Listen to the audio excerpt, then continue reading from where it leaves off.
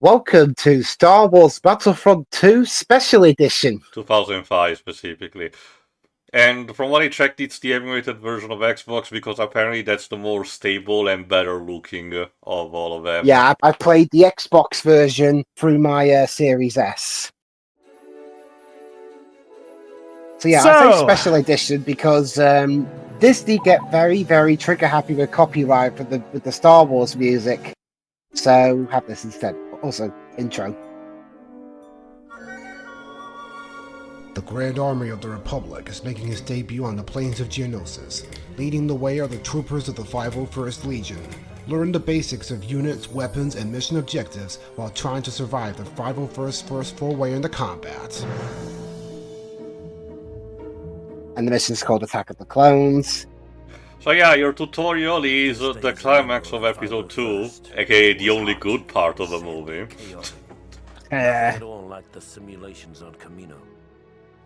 Okay, I kid, I did like a bit of the chase with the bounty hunter at the beginning, but still. Frankly, I'm still amazed we ever made it through the first hour. Never mind the first day.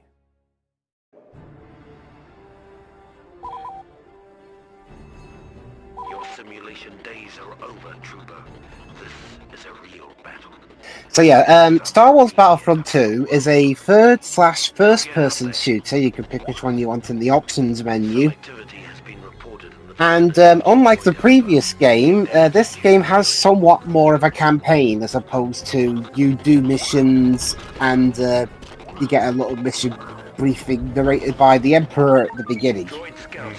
In this case, it tells, and remember, this was still Star Wars, so it was religiously canonizing almost everything under its banner, meaning that the story of this campaign, the tale about the 501st clone company baked on Camino, is basically there to expand what they were doing and how they survived up until the Empire area.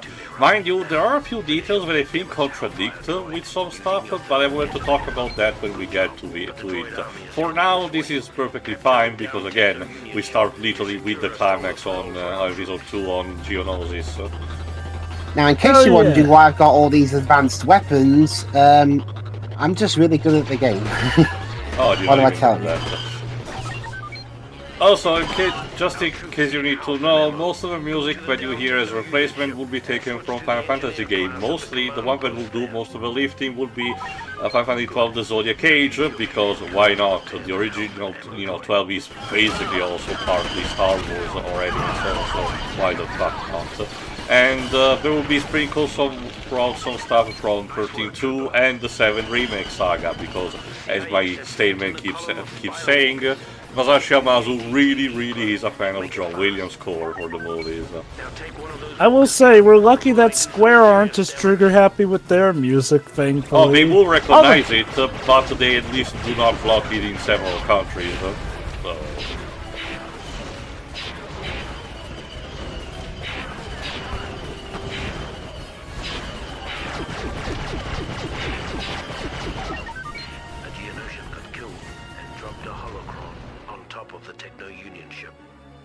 A command post to switch to the Jet Trooper class.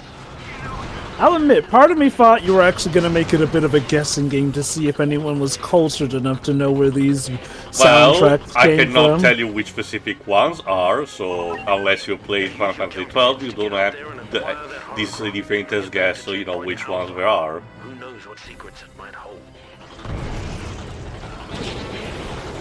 So Dwibs, since you played the game the most and everything, can you tell us about the voice acting? Because I think you mentioned in the past, but it's not Tamira Morrison who's voicing the clones.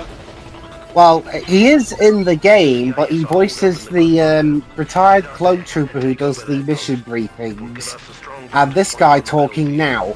Oh, your mission control. Okay. He was in the first game as the clone troopers, but for whatever reason, they replaced him with more American-sounding actors here. I think it's also helpful. Why, I don't really know.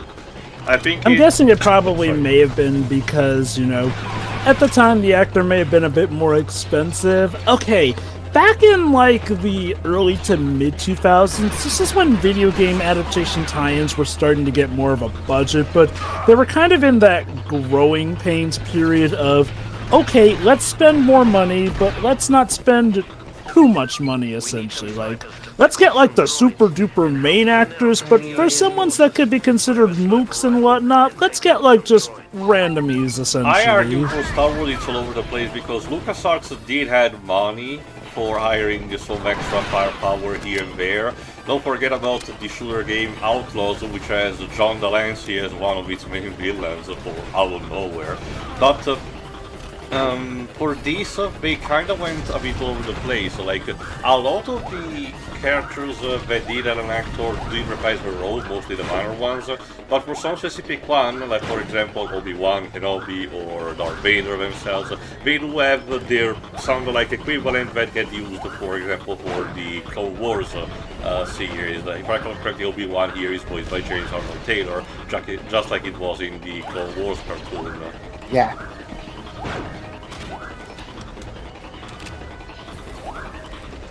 We'll get to other characters as we go. It's there to confirm basically what I said a couple of times relatively recently, the fact that Episode 2 serves literally as a launchpad to launch a complete new waves of spin-offs that were specifically centered around the Clone Wars for, you know, merchandising purposes, which honestly I don't even mind too much because it is a rich part of the Star Wars lore. Arguably, ironically enough, it is one of the few things that Disney could not decanonize for very specific reasons, so it has been there to stay, including the Bible First itself. They are still considered technically canon, not entirely in the plot of this game, just in a different kind of way. Ah, God, the big decanonization. I guess we might as well be able to use this playthrough as a bit of a general Star Wars talk, but yeah, this I've is made all a note. in the Legends canon now. Well, okay. If I recall correctly, the events of this.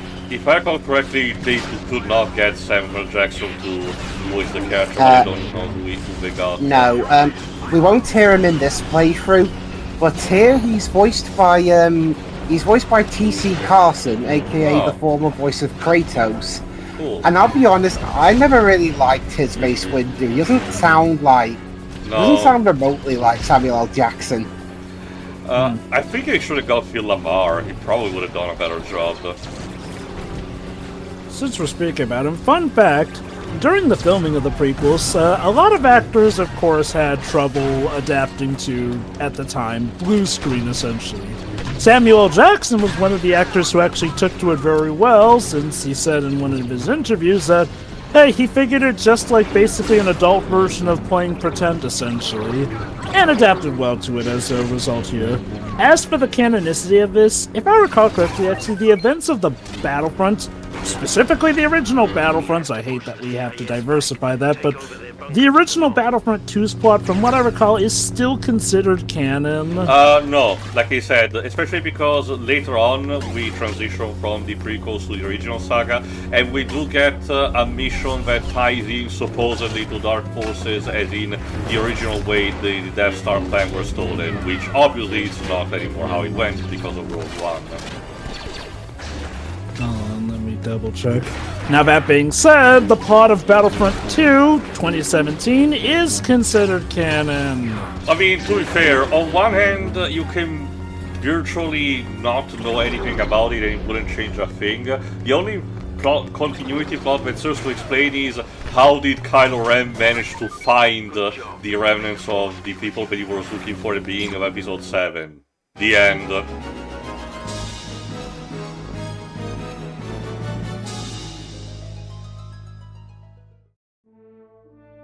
Incredibly, the 501st survived the crucible of Geonosis, emerging battle-hardened and ready for whatever the war would throw at us. And I don't know what this final screen says, like, I guess in case you play multiplayer, I guess. No, it just gives you your stats for the mission. Okay. Oh yeah, and the reason why I had to do narration for the mission briefings is because this version loads really quickly. It takes like less than 2 seconds, if that. Lovely.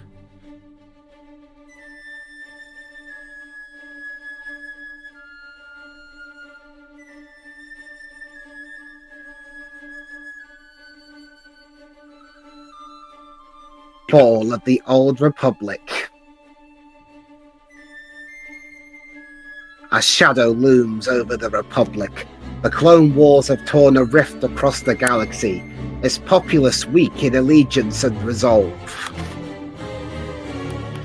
Supreme Chancellor Palpatine has commissioned an elite division of clone troopers, the 501st Legion, to vanquish the Separatist threat once and for all. Their unwavering loyalty to the Chancellor, combined with the Republic's desperation to see an end to the war, has set the stage for the execution of Palpatine's ultimate plan. I should have you know it is absolute peace in the galaxy. Clearly. Braving the frigid world of Mygeeto, the 501st joins Jedi Master Ki-Adi-Mundi for the first of many crucial battles destined to shape the fate of the galaxy. You forgot Ki-Adi-Mundi is the guy in the council who has the tall head. You know, the big brain. So, here's where things get complicated. So, technically, yes, the plot of this game is no longer considered canon. However, aspects of it were actually kept throughout. Like so, the Bible themselves. I mean, again, it might confuse someone who's just trying to get into it here and there. I just put it like this. I think Disney's mass decanonization is basically DC Rebirth, but done badly.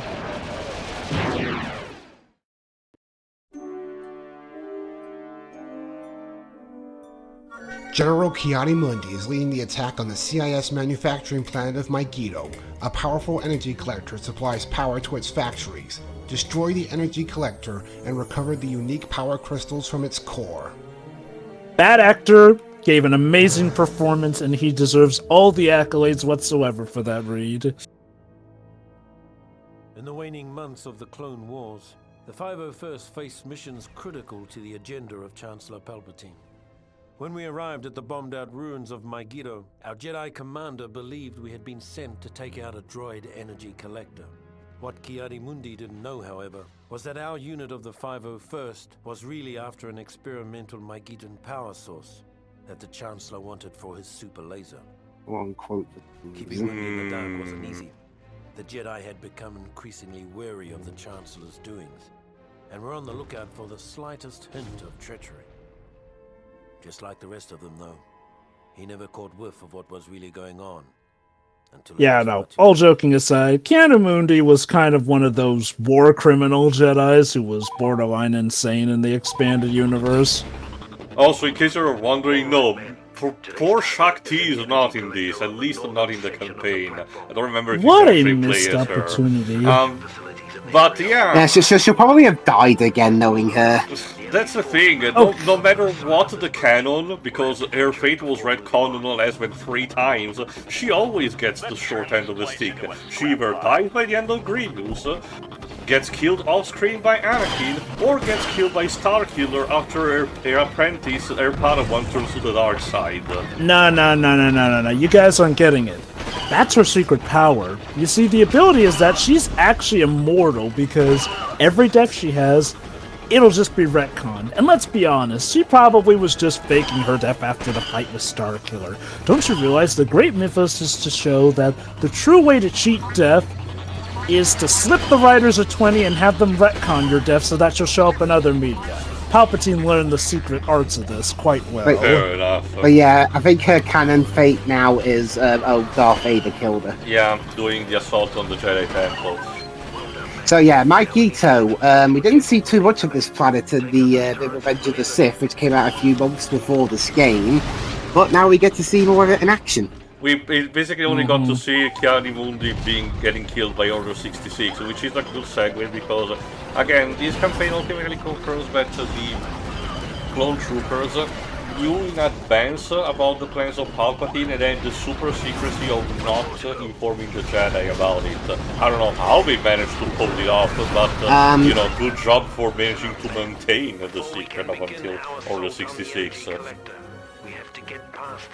The canon nowadays, I don't know if that was the canon before, but now it's An basically activation code, yes. It yeah, is a plot Palpatine point had in all the Palpatine animated had all the series, 66 secretly implanted into the clones.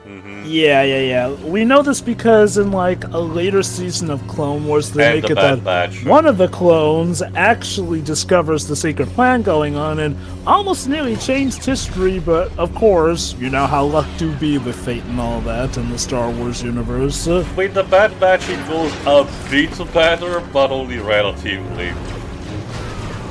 I will again say this. I don't think that decanonizing everything that Disney did was really a good idea, essentially. There's a lot I miss, and yes, I do understand the expanded universe wasn't perfect. But I do feel like, again, what they should have done was something more akin to what DC Rebirth did when it ended the New 52, essentially. It technically did keep some aspects of New 52, like Harley Quinn now canonically had bleached skin like the Joker, and some of the stuff that had happened from New 52 got merged, but for the most part, they brought the best of both worlds, essentially. They brought back the DC original content. By the time of Doomsday Clock and Convergence, they basically now established that D&D pre-Crisis multiverse is back playing itself. So really, that's more of a reset more than anything.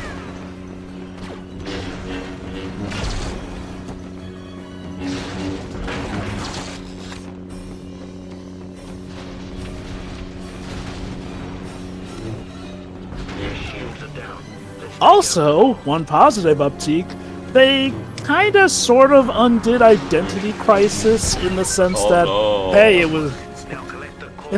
hey, Jean Loring didn't go insane, she's still married with Rey, and we didn't have to kill off Ralph and Sue Dibney. That was nice. Like, okay, what I'm getting at is like DC Rebirth on its surface, it looks like a reset, but at its core, it was DC kind of actually doing a bit of a well-documented analysis and basically going, okay, let's try and do our best to take the best of what we've got, eliminate the worst of what we got, maybe keeping some of the bad stuff, but only because it facilitates some of the good stuff that came after, essentially. Yes. I feel like that's the approach they should have taken. Unfortunately, with Star Wars, what they did was more akin to taking a sledgehammer to something that required more of a chisel, if you ask me. Alright, two things. One, the whole point of this is that, to try and fool the Jedi, but we actually in this continuity, Ki-Adi-Mundi actually just hand-delivered the Death Star source to the super Palpatine, laser. pretty much. And two, I've only seen one episode, the first episode of Bad Batch, but I am actually one of those that's curious about what happened, like in the immediate period of the Republic's transition into the Empire. Mm-hmm. But yeah, we've done Mygeeto I think I kind of broke the game's story. And now we're at the beginning of episode 3.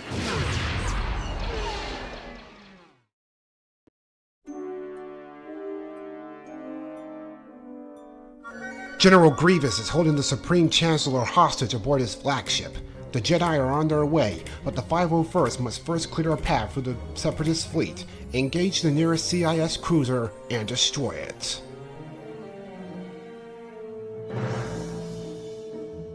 So, yeah, alright, so, Ki-Adi-Mundi is an idiot in this playthrough, and now we're going to rescue the Chancellor. What else is new? Here it's more of a case of giving support so that the ships are distracted to let Obi-Wan and Anakin rescue Palpatine. Preparing for the time we would face our enemies from the cockpit of a 170. Finally, the day came to earn our wings. The CIS had staged a daring kidnapping of Chancellor Palpatine and was being escorted from Coruscant by a fleet of Separatist ships. With only a few veteran pilots on planet, many of the 501st were pressed into service to drive off the Seps and buy time for a pair of... I wonder what would have happened if the CIS had killed Palpatine. Well, history would have been much more different then. I also particularly love how the guy on the intercom at the beginning almost sounds like he's laughing while saying, like, clear the danger area. I'm guessing he's trying to sound like he's being jostled or something, but it sounds like he's being tickled more so.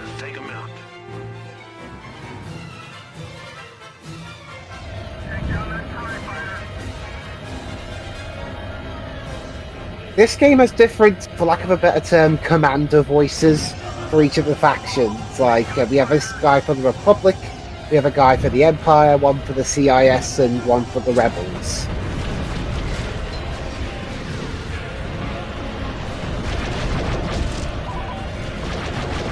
So yeah, one thing you'll notice again here that was added for Battlefront 2 was the addition of space battles.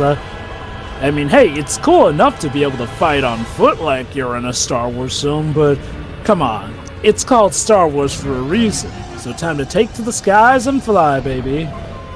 Well, it's worth noting that the bigger starships, because this is more of a primitive type of, fight on a big scale for this kind of gameplay, the big starships stand mostly still and don't do a lot unless we're plot critical, which honestly, it's understandable. It was more about the dogfighting of everything.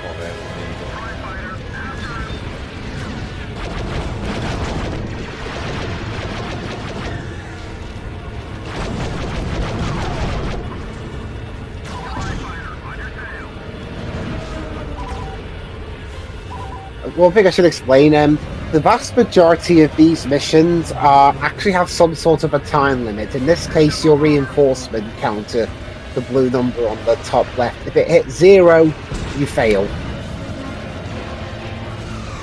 Makes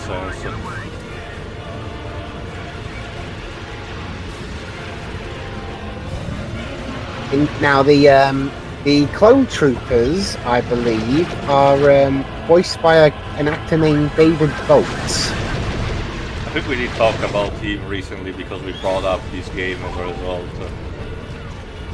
Yeah, more recently he's been in games like The Legend of Heroes. Oh, interesting. I'm so used to the clones being voiced by D. Bradley Baker these days that this is such a time capsule. Yeah, D. Bradley Baker basically took the role of Tamir Morrison for specifically the clones for all the animated projects. They still get Tamura Morrison for Boba Fett. In fact, as recently as 2023's Star Wars Jedi Survivor, he voiced Boba Fett. That's also because Jedi Survivor, the EA Respawn made Jedi games that tend to try, outside of also being canon in their own right, they try to function as tie-in to stuff that gets released around the same time. Stuff like the Book of Boba Fett. Okay, one thing also is like, as per comics, and these are comics that are actually still canon, they have pretty much gone on the line that pretty much states that Boba Fett's apparently a special clone. So special that by the time he was more grown up, they were actually taking DNA from him for later clones instead of his father by that point. I mean, that was which, already a plot he shut that down it. pretty quick. That was an episode plot point from Episode 2 where, the cloning masters of Camino did specifically say that the only price that Jango Fett required was a personal clone that he could treat as an actual son. I love how the mission text is giving me advice that I can't use because I can't use bombs in this mission. Join the Nintendo Club today, dude. Well, my point is more so the fact that, it was later material that went into it that not only was Boba Fett a special clone, but apparently they consider him apparently potentially superior to Jango Fett as well. Hence why he was apparently new material they were using for clones before he shut that down. Alright, now to destroy some of the critical systems on the ship. Also, since we're on the orbital Coruscant, Dwibs, some people you don't know, there is a small, unfortunately, comic series called Star Wars Infinities that talk about 3 specific scenarios of what if non-canon. Ways that of the original trilogy in each of the 3 movies that compose it could have potentially, have changed if something went wrong at a critical point. And the changing point of A New Hope is what if Luke did not manage to destroy the Death Star at the critical moment during the climax, what would happen? to make a very long story short, a series of events to make sure that Luke manages to complete his training in time without interference, like in episode 5. Leia gets captured and gets trained to be on the dark side from Lord Vader, and the climax is on Coruscant. I would like to remind you that this comic that I'm about to tell you Dwibs was released right before episode 3 was released. And the climax involved while Luke, Han, and Chewie go to rescue Princess Leia and potentially redeem Vader and kill Palpatine, Yoda manages single-handedly, alone, to sneak in on the Death Star, hold hostage Grand Moff Tarkin, which apparently he had a story with. I completely forgot about that.